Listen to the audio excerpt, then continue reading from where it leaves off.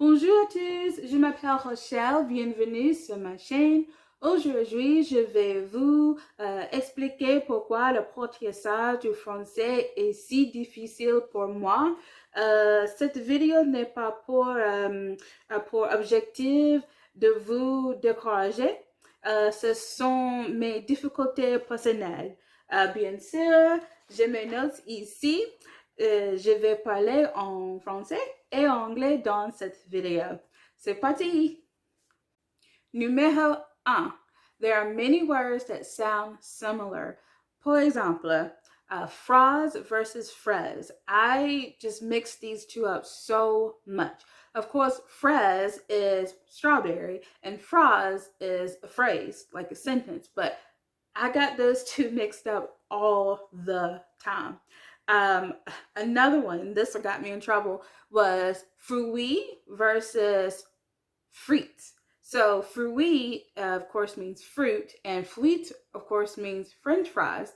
And I was talking to my italki tutor, and I told her, "Je mange des frites perdu de poids." Of course, I don't think eating French fries is going to help you lose weight. What I actually wanted to say was, je mange des fruits, perdre de poids. Eating fruits will help you to lose weight or something like that. But yeah, fruits and fruit and frites will definitely get you into trouble if you mix those two up. They mean completely different things, and I'm probably still going to mess them up, but at least I am aware that I do this. Que d'autre? Les gros mots. In other words, like curse words, the bad words, curse words. There are some French curse words that are very similar to other words. And I'm not going to say what they are, but I will put them on the screen somewhere. But like the word for duck, your neck, and oh, there's one more like to kiss. Those words sound very close to like a curse word, like le gros mot. And like I said, I will put them on the screen somewhere up here. Yeah, definitely don't want to get yourself in trouble doing those unless you mean to curse. I personally don't curse even in English, so I definitely have to be careful as to what I'm saying, making sure that I pronounce those words correctly because that can lead to like an awkward situation.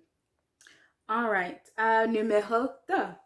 French words that look like English words but are not pronounced like English words. And what I mean by that is like the words observer, notification, et fondation. So if you look at those words, you think in English they are observer, notification, and foundation. But in French, you can't say that. You know, it's observer, notification, et fondation. I think I'm saying that one right. Fondation. So you have to say each syllable of the word. And sometimes that can be really difficult for me because I just want to say notification, but it's not notification, it's notification. So yeah, that one I definitely have to worry about. All right, numéro 3. Reflexive verb order and subject verb agreement. This one still trips me up. So, for example, tu t'entends, like, do you hear me? Tu t'entends? I believe I'm saying that right, but basically you're saying, do you hear me? Or, yeah, I believe I'm saying that right. If not, I will correct it on the screen. But also, other examples are like je t'aime. Let's see, quel d'autre? Je me brosse les dents. You're brushing your teeth, so it's like me brush the teeth, brush the teeth. Yeah, it'll definitely confuse you. Another one is je me couche. I'm going to bed. No, no, no. Yeah, je me couche. I'm going to bed. Yeah, that's right. Oh, what's another one? I thought for sure there was another one. I'm getting je me couche with mixed up with je me douche, which means like to take a shower, something like that. Another one is je le veux, So je le veux, it means I want it, but it literally translates to it want. So just that word order, if English is your first language, that will definitely be tricky for you. At least it was tricky for me. Just like it didn't make any sense. I am a huge fan of Star Wars, and to me, it almost sounds like you're talking like Yoda. You know, when Yoda would do the subject verb backwards, but yeah, that's kind of how I look at French sometimes. It's like I'm speaking like Yoda. Je le veux. I it want. Yeah. But anyway, that is something that I have to constantly work on. Numéro 4. French words that are pronounced like English words. Okay. So when my French tutor was explaining this one to me, it was quite funny. I forget the phrase that I was saying, but words like t-shirt, un t-shirt, un leggings, le weekend.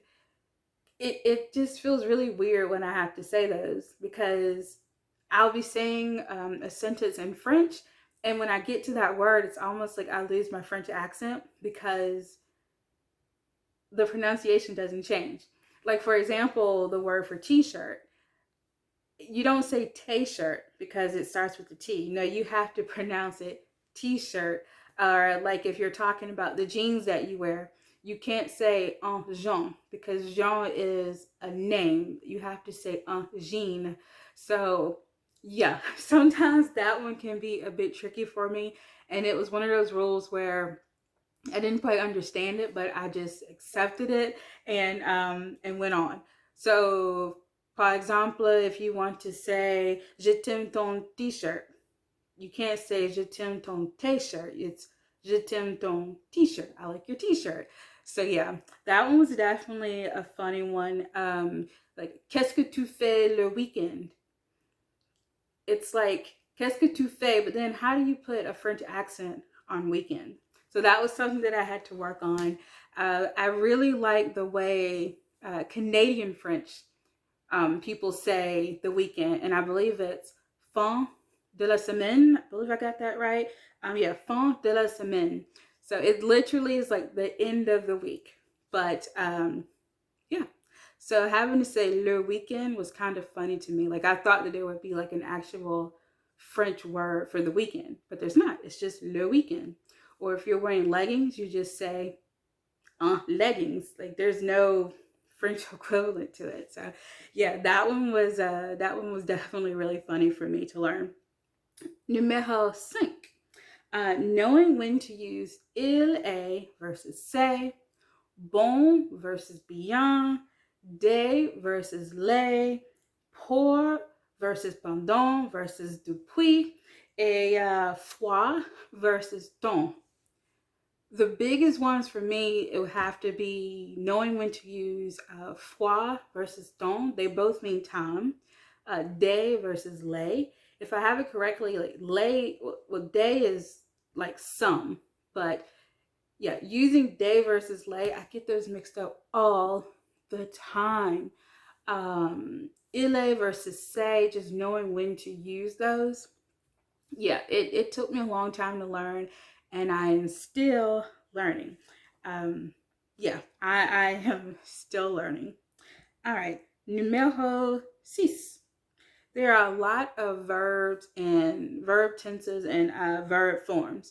So you have, of course, past, present, future. But just to break them down, you got le présent. There's only one present tense, thank goodness. Then you have the past tense. So you got en passé, passé composé, passé antérieur, passé simple, et plus que parfait. Plus que parfait. What is that? Plus que parfait. I'm definitely still learning that one. And then also, I believe there are two future tenses, but I have found three, and I might be getting those mixed up. But there is the future proche, et le futur simple, et le futur antérieur. At least two of those have to be right. I know that there's at least two. I might be getting some of them mixed up, but yeah, there are a lot of verb tenses or verb forms. So that can be a bit tricky at times. All right. Numéro 7, the silent H rules. So you've got your silent H that you use with the liaison, and then you have which is called H muet. Yeah, H muet. No, yeah, H muet. And then you have your aspirated H, which you don't say the H, but you don't do the liaison either, which is very confusing. I know, it's super confusing. And the best examples I can think of is if you're going to have the silent H, but use a liaison. A good example would be les hommes, the men, les hommes. There's a liaison there. But then you might have a word like les haricots, which are beans. So you say les haricots. There's no liaison between les haricots versus there is a liaison with les hommes. So yeah, I probably didn't explain that very well, but look it up. Yeah, I just knew for sure that I had the silent H roll down, and then I learned that there was an aspirated H roll. Like, what? Quoi? What is that? So yeah, that was definitely something that I had to learn. All right, numéro 8. Knowing when to use liaisons. That's a whole nother thing. So, il y a beaucoup d'exceptions. For example, you have les oiseaux aux États-Unis. Those are all great examples of liaisons. But then there are some rules, some exceptions where you don't liaison. And I think it's like before the word ons or et, and there's one more, and we. I think those are the ones where you don't liaison, if I'm saying that correctly. But anyway, just know that there are times where you do the liaison and there's time that you don't, and you just are expected to know the rules. That's just kind of how it works. All right, numéro 9, and this is the last one, verlan. Verlan.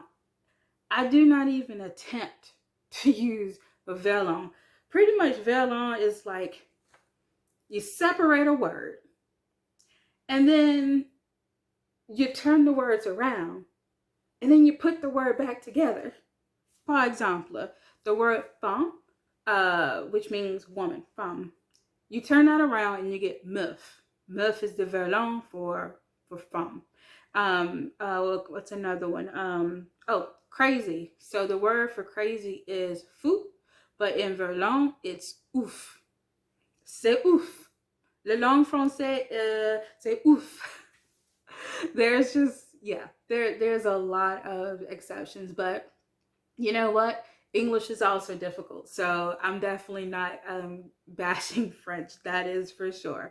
I think learning any language can be difficult, or to be more positive, it's a challenge. It's a challenge, and it's one that I have accepted and will continue to accept.